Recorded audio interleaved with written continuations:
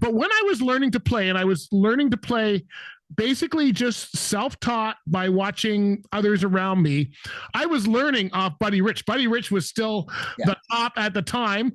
And the grip of rock drummers and the grip of Buddy Rich, what do you call that? The underhand? What's that underhanded grip that it does?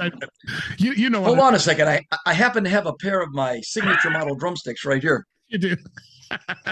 Because why else wouldn't you have a pair of yours? Yeah, exactly. Well, I mean, you can edit that and make it like tighter, but because you could ask the question like, "What's that?" I noticed you've changed your grip. Yes, what we're speaking about here is this is called traditional grip. Traditional, and you can do that with your Buddy Rich Gregg Potter model Vic Firth drumstick. Oh, I was just gonna do it with my pen, but that's way cooler. Oh, you do it with your pen. Do it with your pen. But yes, from back in the rock days, when it was just the Gregg Potter stick, certainly much bigger. Yeah.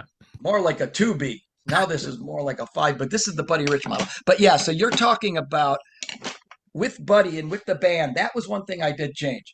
I did go from match grip, where you're holding the stick, you're matching. That's the match grip. And then, yes, I did go to this traditional grip, which is how Buddy played. And I believe there is even a video up somewhere where Buddy is teasing, making fun of people that play like rock drummers playing match grip. But yes, I play this traditional grip now, and I've done that for let me look at the poster here. My first gig with the Buddy Rich Big Band was at the London Palladium, April 2nd, 2012.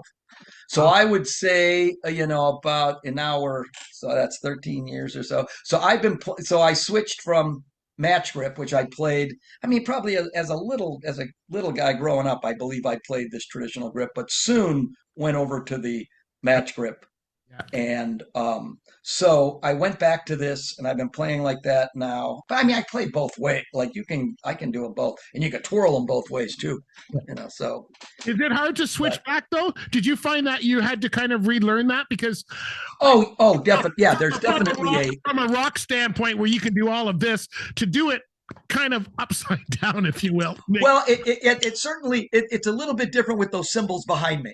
I mean, you've seen I play. I hit those cymbals behind me, but I could do it. I do it because it really is. It's more of a flick than I'm actually, back here hitting them. I'm coming back. So yeah, that is a bit of a.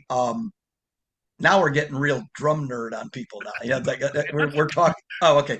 But yeah, so that's been a bit of a change. And then another thing, the reason rock drummers, I do believe, because all orchestral percussion and things where you're playing a mallet keyboard or you're playing the timpani, they've always played match grip because you're playing to your left, and your right. So and you saw like back in the, when Carmen Apiece came out with that big Ludwig Octa Plus, he had drums all around him. You know what I mean? So that would be where you really started seeing more of that, like say the 70s.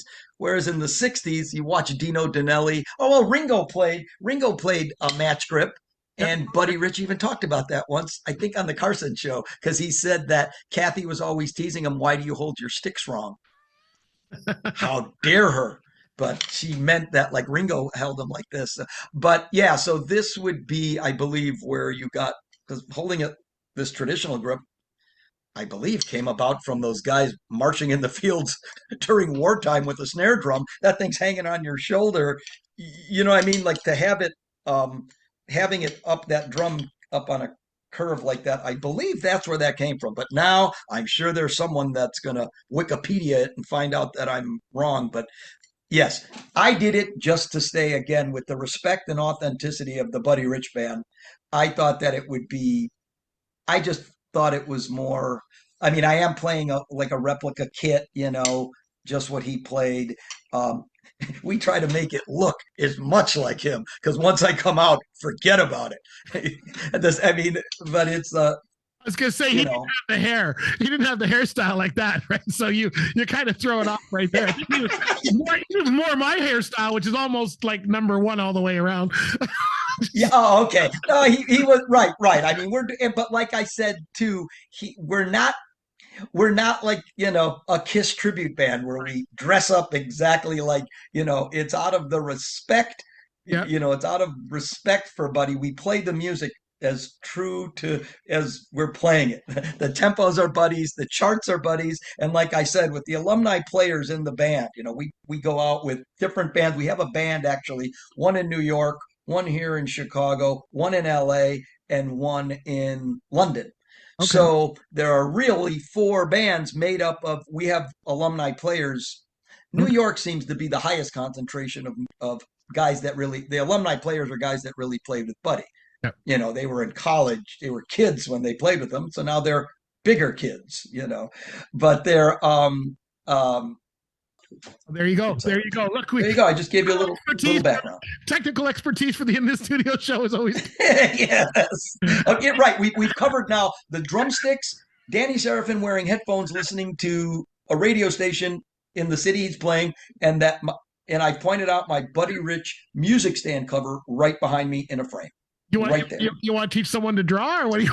Just kidding. Oh, that's right. You were telling me about that's how that's how we got introduced, was from our buddy. How do you know Kelly? How do you know Kelly? From the rock and roll fantasy camps. Oh. I met him I believe I met him at the rock and roll. I was a counselor at one of them, and he was there, and he drew a character, like a caricature of. Yeah. I would usually have to sit at like Disneyland and wait for the guy to sit and draw me. Like, Kathy and I are total Disneyland people. Like, we play gigs in LA just to go to Disneyland. Okay.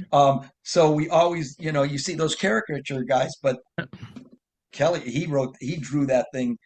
I'll send it to you, and then when you edit this, you could put the picture up. But he drew some great, like me. But yeah, so I met him at the rock and roll fantasy camps, and I believe we've stayed in touch throughout. And then he told me about you, and then it all worked out.